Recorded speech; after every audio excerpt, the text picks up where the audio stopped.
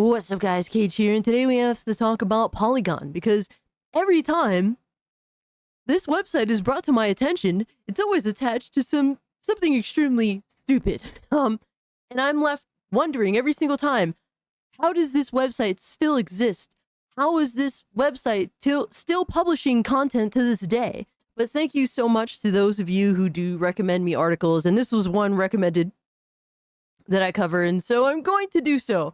Kicking and screaming because this one is just like, wow, we are such a soft ass society that I can't believe this is even up for discussion. This even needs to be discussed for an M-rated video game. But without further ado, let's jump right into it because we have to talk about Death Stranding, and apparently it's an issue that there's no content warnings in the game. So from Polygon, Death Stranding 2 desperately needed content warnings. Not having them defeats the purpose of the game's story. Huh? What? Isn't the ESRB supposed to be the content warning? Like, what are we doing here? I mean, just look at the ESRB has rated Death Stranding 2 on the beach M for mature. Mature 17 plus according to the ESRB. This rating is based on content including blood and gore, partial nudity, strong language, and violence according to the ESRB. And if you have a problem with any of this, don't play the video game. You would think it'd be that simple, but apparently not, because Polygon needs some nonsensical thing to publish so that it could be rage bait and people can click on it. Well, we're going to laugh at it while I'll just click on it and you guys could just laugh with me. And none of you guys click on it, right? But this is from Josh Broadwell, published July 4th. But content warnings have become, if not standard, this is not standard. This is not standard at all. Shut your mouth. All right, we don't want to hear it. All right, unless you're talking about the ESRB, it's not standard. But content warnings have become, if not standard, then at least more common in entertainment media over the past decade. Films and video games dealing with sensitive topics and small messages alerting viewers and players that they might encounter something troubling. Two highly sensitive topics that would fit the bill in an integral part of Death Stranding 2 on the beach's opening hours, but there are no such warnings in sight. This decision is not just irresponsible. Oh, it's irresponsible of Hideo Kojima to not include these content warnings. It's counterproductive to Death Stranding 2's storytelling in general. Huh? Maybe, just maybe, people don't want to be fucking spoiled by what's just about to happen. Maybe they just want to live in it and experience it for what it is. You would think, right? But, there are spoilers at the end of Death Stranding 2's first episode, and the entire second episode follow. So, just so you guys know, if you don't want to be spoiled, this would be your time to make a quick exit. But moving on, at the end of Death Stranding 2's first episode, main character Sam Bridges receives a message from his home security system saying it's under attack. An empty home and signs of a struggle greet Sam upon his arrival, and you use Sam's scanner to follow the footprints of somebody who fled the scene on a motorcycle. Death Stranding 2 gives you little time to ponder the discrepancy, though, as Sam quickly finds his friend Fragile, but no Lou. His friend is named Fragile? Okay then. Sam's adopted child, who Fragile was minding, Fragile temporarily transported Lou to a beach. Death Stranding speak for the land of the dead to try and save her, and the child died there, or so seemed to.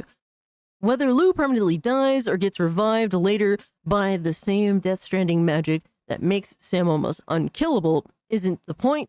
The point is, you see a baby alone whimpering and crying, and then she falls still without warning and stops breathing. Regardless of what happens later, a child dies suddenly at this moment. Then Sam shoots himself in the head. Oh my YouTube, please be nice to me. Whether out of despair or misguided attempt to find and revive Lou, the next scene shows him emptying spent shells from a handgun, half a dozen more attempted deletions. Yikes. Don't get me wrong, these scenes are written, staged, and performed with a depth and maturity you don't see in most media, let alone video games. There's no melodrama, no swelling music, or wailing or gnashing of teeth. Make you sure you know how to feel. There's only silence, punctuated by the sound of sticky hand crawling across the floor as the spirit that was Lou crawls into her bridge baby pod, and Sam realizes she's not coming back, not in any form that matters. So basically, you're whining that a child passes away, ceases to exist. That's funny because you types over at Polygon, wouldn't y'all praise just murdering babies? Like, especially if they're unborn? I mean, like, it kind of seems like y'all's MO over there, or at least the stuff that you stand for being overtly extra, over the top, irresponsibly progressive, all right? So I'm kind of like wondering why you give a shit about that. Now, as for the self deletions and whatnot, I mean, it's literally just, we've seen this in plenty of other forms of media before. And it's not like it's being joked on in the story from what I've read thus far. It's not being joked on at all. It's actually a serious moment. It's not like the attempt is being made a joke. None of that. So I don't understand the complaints about this either, other than to just simply bitch and whine. Just experience the story for what it is. Enjoy the story for what it is. It's really not a big deal at all, mind you. One of the fundamental purposes of storytelling is to make emotional connections with people, to create the sense of understanding and empathy that comes with seeing something you experience portrayed by someone who gets it. That connection is even more important if you've gone through something traumatic, so it's not just helpful to have stories that examine challenging topics like the death of a child, the choices people make when they're lost in despair and see no way out. It's necessary when you're caught unaware by seeing this trauma pop up unexpectedly, though it risks the opposite effect of trapping and isolating you in the moment again, where it's impossible to see or feel anything. So what you're saying is that these specific things should have warning labels on them because people have experienced trauma in their life or deal with certain things such as this. But the problem is everyone experiences some form of trauma at some point. So I don't understand this argument at all. Are we going to have a warning for any particular sad or depressing or just particularly problematic moment in every singular game that exists? I don't understand it. Like, if there's a scene in a video game where your main character's mother is murdered or she dies, we're going to have a content warning for that because people have experienced, unfortunately, their own mothers or whatnot having passed away or died or have been murdered in real life. Like, at this point, we're just going to have a warning label for every single thing. I mean, I've had some traumatic moments in my life, and are you guys going to put up warning labels for those? Like, this is maybe you personally have dealt with something, person writing this at Polygon, but that doesn't mean that your specific traumas should have, it doesn't mean that game developers should go out of their way to figure out what your personal traumas are and make sure to put warning labels specifically catering to you. Because that's just not how the world works. Like, get the fuck over it or don't play the video game. Then he goes on to say, maybe that's not the case for you and that's okay. It doesn't mean others shouldn't get that consideration though.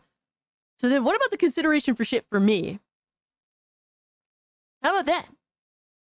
Are we gonna have warnings for dogs dying or grandmothers passing away or, the stuff that I've dealt with in my life that I'm voicing? Like, are we going to do that? No, because your traumas are more important than my traumas. And if we're going to play this, whose traumas are more important than others, like, you've already lost the plot.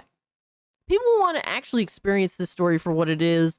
And look, I'm not really a Death Stranding person by any means, but I would absolutely defend players' ability to unfold and to unravel this story in a normal, common sense way, not in this mentally deranged, everything's a problem way. And I'm just going to bitch and whine sort of way that this writer is voicing here.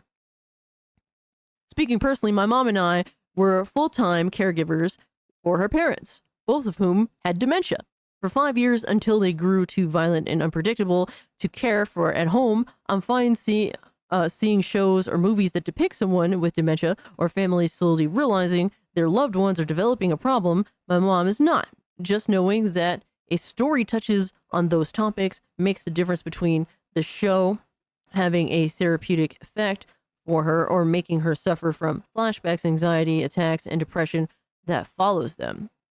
I mean, I've dealt with the same exact thing too with my grandfather. Took care of him, dementia, me and my mom did. And I get that sentiment, but like, it is what it is. Like the world does not stop turning just because you're stuck in a moment that you can't get over. And with all sympathies to your family, that's really not like everyone's ability to enjoy a piece of entertainment, a piece of media, should not be hindered by your triggers. Like nobody is responsible for you or your mother's triggers, bro. Get the fuck over it. It is what it is. I don't understand this argument in any realistic way. This is like a warped, deranged, like idealistic mindset that just makes zero sense at all in the grand scheme of things of how life plays out. All right, in a bubble, I guess this makes sense, but in the real world, this does not. It's that simple. Just a little unobstructive notice. I don't know what unobstructive means when you're literally telling someone something traumatic is going to happen right now. Be prepared for it instead of being, surprised or just naturally getting into the story like any normal person would. Unobstructed notice is all it takes to make sure more people can appreciate a story and benefit from it, and it doesn't even have to interrupt anyone else's enjoyment of it. Other studios have patched small warnings after the games are live, as CD Projekt Red did with Cyberpunk 2077. Hopefully Kojima Productions considers doing the same for Death Stranding 2. We've reached out to see if the studio has any plans to do so, and we'll update if we hear back. Oh my god, I hope he doesn't. I hope he doesn't, because this is such a dumbass take. Not for nothing, dude. This is pathetic.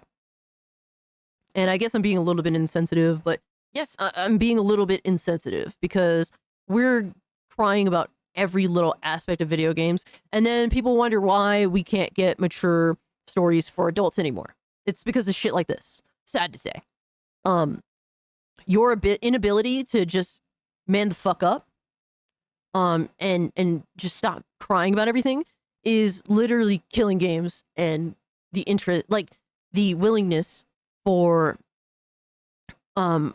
creators to explore mature subject matter, to explore questionable subject matter.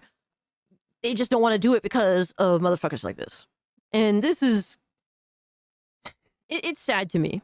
It's sad to me. And like I said, I'm not a Death Stranding fan by any means, but I will support and defend Death Stranding and Kojima's ability to dive into a story and not feeling to have to sanitize it, not feeling to have to censor it, not feeling to have to put warnings and notices and take into account any little thing that potentially anybody could be triggered by.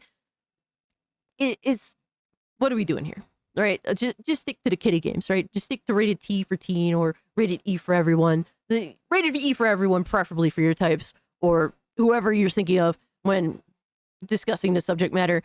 I just don't think that this is an applicable or reasonable ask, because you'd have to take into account everyone's trauma, even non-gamers, sadly. But yeah, I just wanted to talk about this real quick. We really have to let mature games be mature games again. Like, I don't understand how games like Call of Duty still get an M rating when some of these Call of Duty releases don't have dismemberment. They don't even have excessive blood by any means. It's barely anything. There's so many games that get smacked with an M rating nowadays, and they don't do anything particularly crazy. Like, the Tomb Raider, remasters, right, that have been coming out, they got an M rating. Meanwhile, the original Tomb Raider games on the PS1, they were already T for team. It's stuff like that. We're noticing a more sanitized and sterilized gaming space, and it's sad because other forms of media explore really heavy topics, like hip hop, for example, or films, for example. Films have explored extremely heavy topics for years, all right, since the beginning of the filmmaking process, really, right? I think of stuff like the original Death Wish. There was no content warning for for what happens in the first act, to which, you know, the protagonist's wife and child is uh, attacked, assaulted, all that stuff, right? There's no content warning for any of that stuff. And in gaming, we are being hindered by so many people that demand that it be less mature than every other form of entertainment, when gaming is literally the greatest form of entertainment ever created. And we can't even explore mature subject matter because we have fucking crybabies in the space that just want to complain about everything. It's very frustrating to me because I really I miss gaming being mature. I miss gaming being off rails. That, for example, you know, with the original Texas Chainsaw Massacre, the reason why I think that film is so great for what it is because it feels like the film is just entirely off rails. Like, you don't know how far, you know, things are gonna go with what's going on. Like with Leatherface, dude, it's fucking insane. His whole family's doing all this insane stuff. Like, there feels like there's no limit to what happens in that film. Whereas with gaming now, especially now more than ever before, there feels like there's very harsh limits. There's barriers that we clearly see, and it's because these creators either they don't want to go there, they don't want to explore, you know, mature subject matter, or they're disincentivized to do so. And that really fucking annoys me. It annoys me because I know gaming could be so much better. I know gaming can explore way more insane topics, but we can't because of bitches like this. But yeah, guys, let me know what you think about this in the comment section down below. If you can, like the video, share the video, subscribe to the channel, follow me over on Twitter at Mario Kart. If you'd like to continue the conversation, consider becoming a channel member. Get you instant access to the Discord, get you dope ass emotes for the live streams on Tuesdays and Thursdays. And yeah, sharing this out, dudes, you have no idea. It helps me so much, and I really do appreciate it. And yeah, guys, well, I'll be sending out. Peace.